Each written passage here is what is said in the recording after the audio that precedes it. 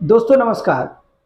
दोस्तों, जैसा कि हम जानते हैं कि अभी भारत के केरल राज्य में कोरोना वायरस का नया वेरिएंट देखने को मिला है। कोरोना वायरस का नया वेरिएंट JN1 कोविड-19 का यह नया वेरिएंट देखने को मिला है। तो आज हम कोरोना वायरस के इस नए वेरिएंट के बारे में जानेंगे कि यह कितना खतरनाक है, क्या पहले की तरह यह नुकसान पहुंचाएगा तथा इसके लक्षण क्या आएंगे और इसका 100% इलाज क्या है, उपचार क्या है। दोस्तों, बीमारियां आती रहती हैं, लेकिन अगर हमें उसका सही इलाज पता हो, सही मैनेजमेंट पता हो, तो घबराने की कोई आवश्यकता नहीं होती है। दोस्तों, आज मैं इसी वेरिएंट के बारे में बात करूंगा कि यह आपको कितना खतरनाक हो सकता है या नहीं हो सकता। दोस्तों, जैसा कि हम सभी जानते हैं, न्यूज़ में चारों तरफ चल रहा है कि कोरोना का नया वेरिएंट JN1 कोविड-19 का न्यू वेरिएंट देखने को मिला है, जिससे एक मरीज की मौत भी हो गई है। तो दोस्तों, आज मैं इसी के बारे में आपको बात करूंगा। तो लक्षण क्या होंगे। दोस्तों, नया वायरस है, इसका जो लक्षण होगा, बुखार, सर दर्द, खांसी, सर्दी, छींक, सांस फूलना और भी बहुत सारे लक्षण हो सकते हैं। लेकिन खासकर जो है समझने की बात है, ये कोरोना वायरस या कोविड-19 ये जो है आपके लंग्स के ऊपर ही अफेक्टेड करता है। लोअर रेस्पिरेटरी ट्रैक इन्फेक्शन और अपर रेस्पिरेटरी ट्रैक इन्फेक्शन, मतलब आपके जो है रेस्पिरेटरी सिस्टम पर वो जो है अटैक करता है। लंग्स से लेकर के श्वास नली तक वह आपके मेन इस पे अटैक करता है। तो लक्षण हमने जान ही लिया कि भाई इसका लक्षण जो है, बीमारी के कई लक्षण होते हैं, लेकिन सामान्य लक्षण छींक आना, खांसी होना, सर्दी होना, सर दर्द होना, बदन दर्द होना, ये सारे लक्षण होते हैं। अब हम बात करते हैं कि इसका कितना खतरनाक है, आपको खतरनाक है भी या नहीं भी। दोस्तों, अगर सही से इलाज किया जाए तो ना तो कोरोना वायरस ही इतना खतरनाक था, कोविड-19 ना इतना खतरनाक था, ना ये JN1 खतरनाक होने वाला है। सबसे महत्वपूर्ण चीज ये है कि मैनेजमेंट होना जरूरी है किसी भी बीमारी का। पूरे देश में सबसे प्रथम तो ऑक्सीजन की व्यवस्था होनी चाहिए। दूसरी व्यवस्था, मरीजों को भर्ती करने की विशेष व्यवस्था होनी चाहिए, बेड की कमी नहीं आनी चाहिए। तीसरा चीज है स्वच्छता।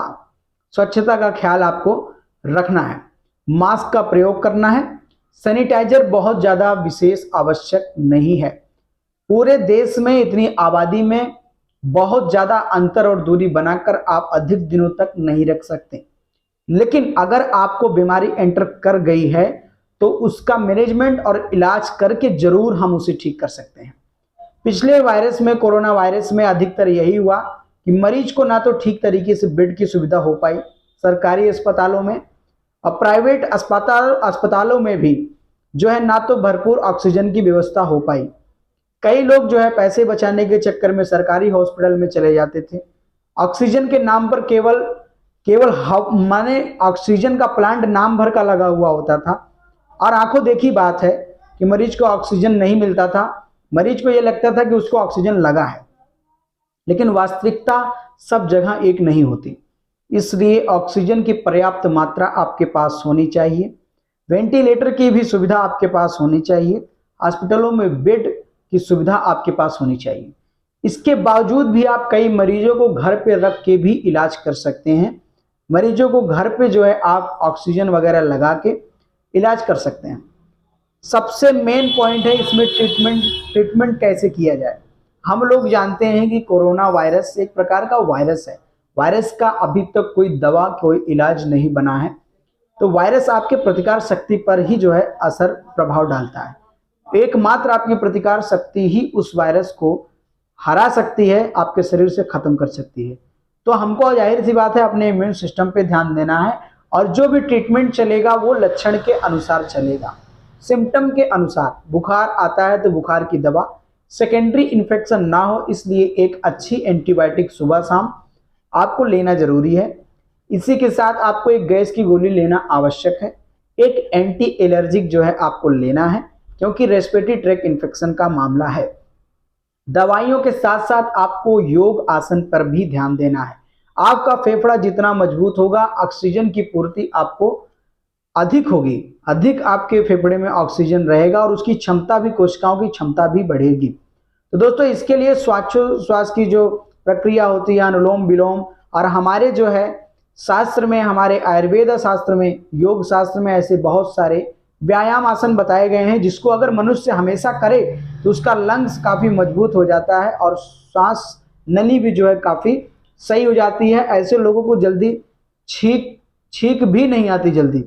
खांसी और सर्दी की बात तो दूर की है।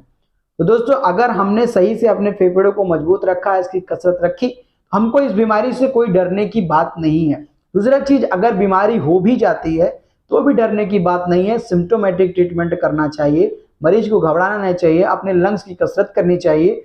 अगर ऑक्सीजन कम जा रहा है तो ऑक्सीजन की व्यवस्था करा के उसके ऑक्सीजन की पूर्ति करनी चाहिए। ऑक्सीजन की व्यवस्था से मतलब इतना भी अधिक उसे ऑक्सीजन नहीं लगाना है कि जो है ऑक्सीजन के प्रेशर से ही उसका लंग्स जो है फेल हो जाए। ऑक्सीजन की मात्रा जरूरत पड़ने पर ही देनी है। और सबसे ज़्यादा प्रभावी देखा गया है कि जब भी ऑक्सीजन कम होता हो, आप पेट के बल लेट के अपने सर को ऊंचा करके सांस खींचेंगे तो आपका ऑक्सीजन ज़्यादा मात्रा में जो है, आपका ऑक्सीजन ज़्यादा मात्रा में लेवल उसका ऑक्सीजन का बढ़ जाता है। भले ही आपका ऑक्सीजन लेवल 80 या 75 तक क्यों ना पहुंच गया। तो हम अगर सही से योग आसन करें, अनुलोम विलोम करें तो हमारा फेफड़ा जो है मजबूत हो जाएगा और ऐसी बीमारियों को झेलने में सक्षम हो जाएगा। दूसरी एक गलती हम लोग करते हैं, जब भी महामारी आती है तब हम लोग जो है डर जाते हैं। डॉक्टर्स भी इलाज करने से कतराते हैं। अपने दुकान के सामने रस्सियां बांध लेंगे, मरीजों से दूरी बना लेंगे, न मरीजों की परेशानी ठीक तरीके से सुनते हैं, न जो है उनको पकड़ के उनका हाथ न उन्हें चेक करते हैं। ऐसे कंडीशन में आप मुझे बताइए कि क्या आपके सामने भोजन रख दिया जाए और सूंघने मात्र से क्या आपका पेट भर जाएगा? एक मरीज को डॉक्टर अगर अच्छी तरीके से चेक करें और उसके बाद उसका इलाज करें तो उसकी संतुष्टि अलग प्रकार से होती है। जब तक वह स्टेथोस्कोप उसके शरीर पर नहीं लगाता, मरीज के दिमाग में यह होता है कि हमें चेक किया ही नहीं गया, बस डॉक्टर ने दूर से दवाई दे दी गई। डॉक्टर आप कितने भी जानकार हैं, आप कितने भी पढ़े लिखे हैं, कितना भी एक्सपीरियंस हो, लेकिन फिर भी आपको स्टेथोस्कोप लगाना ही पड़ेगा और उसके नस को, उसके नाड़ी को छूना ही पड़ेगा। एक बात, दूरी के नाम पे आप दूरी दूरी करते आए कि भैया हमने दूरी बनानी है 10 कदम दूरी, 20 कदम दूरी। आप बताइए कि कोरोना में हम लोगों ने डिस्टेंस दूरी दूरी करके आखिरकार आपने कितनी दूरी बनाई? कितने परिवार बिखर गए, बिछड़ गए। जो लोग जो है शहर से जिंदगी भर कमाते थे अपनी फैमिली के लिए, वो घर आने के बाद उनको जो है अलग से बैठा दिया जाता था। उनके दिल की क्या तकलीफ रही होगी। अंततः फिर आज उन्हीं के साथ घुल मिलकर बैठकर हम लोग एक साथ जो है खाना भी खा रहे हैं, एक साथ जीवन भी निर्वाह कर रहे हैं। तो यह भेदभाव हर एक मनुष्य में, हर एक परिवार में एक बीमारी के नाम पर क्यों किया जाए? एक समय बीमारी फैली थी, महामारी फैली थी हैजा की, मदर टेरेसा ने बिना भेदभाव के सबके साथ जो है सबका इलाज किया। वह एक प्रकार की नर्स भी थी। आप बताइए, बीमारी में तो लोगों को एक साथ जुटना चाहिए, लेकिन जिस प्रकार से सरकार के निर्देश हुए, जाहिर सी बात है कि सरकार के निर्देशों का पालन तो करना चाहिए, लेकिन कहीं कहीं सरकारें भी अपनी त्रुटियां करती हैं। आपने रेलगाड़ियां बंद करवाने की वजह से, जितनी रेलगाड़ियां बंद करवाई, इसकी वजह से तो और भी भीड़ सड़कों पर उतरने लगी। इसकी वजह से कितनी भीड़ें बाहर निकली, कितनी भीड़ें इकट्ठा हुई, उस पर क्या किसी का ध्यान गया? जो भी नियम आप बनाते हो उसके साइड इफेक्ट को भी आप देखिए। लेकिन अधिकतर यही होता आया है, मनुष्य ने जिसका भी निर्माण किया है उसके दुष्परिणामों के बारे में कभी भी नहीं सोचा, हमेशा उसके फायदे को ही सोचता है। आपने लॉकडाउन के दुष्परिणाम को भी नहीं सोचा। अंततः जो है सभी लोगों में घबराहट हो गई, लोग एक दूसरे को ही दूर करने लगे और जो बीमारी में आदमी एक दूसरे के साथ खड़े होते थे, अब उस बीमारी में साथ खड़े होने को उसका परिवार भी नहीं। यहाँ तक कि घर के एक सदस्य को अगर कोरोना वायरस या कोई बीमारी हो जाती है, घर के बाकी सदस्य उससे पूरी दूरी बना लेते हैं।